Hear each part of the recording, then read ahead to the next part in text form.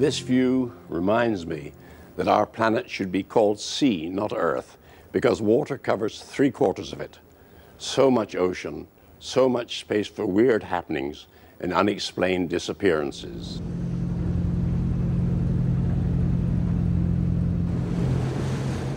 Off Scotland, Coast Guard Alistair Smith is heading for the Flannan Islands, 14 miles from the nearest land in the wild North Atlantic.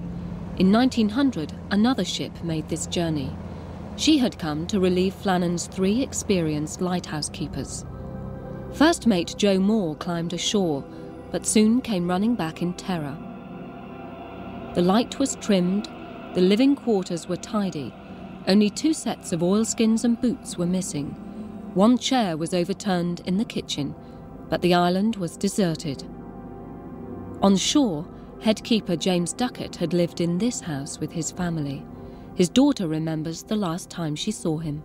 My brother and I were playing out in the garden, and we looked up and it was my father coming out. He was going back from his leave, and he walked up the garden and lifted both of us and kissed us and walked away, shut the gate.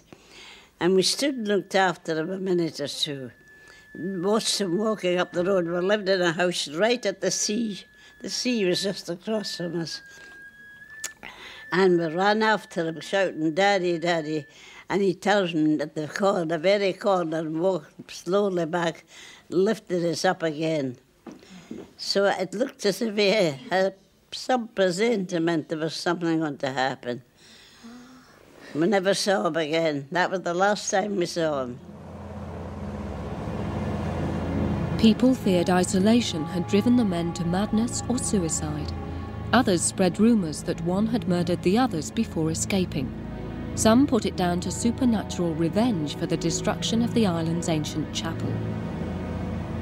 There had been a storm for several days, which would lead to very high swell waves. Every 7th or 8th wave is often very much greater, and maybe perhaps 1 in 100 or 200 is of exceptional size.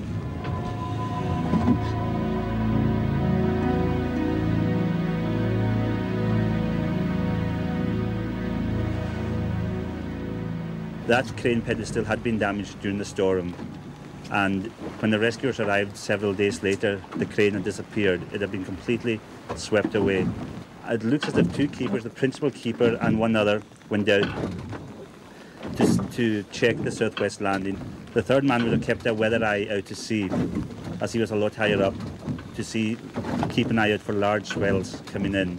I think he noticed a very large one coming in, ran out without putting on his sea boots and oilskins to warn his companions. But I think the wave came in and was sufficiently large to sweep all 3 of them off the landing and into the sea. The men from Edinburgh all came to see Mother. There were about 5 of them.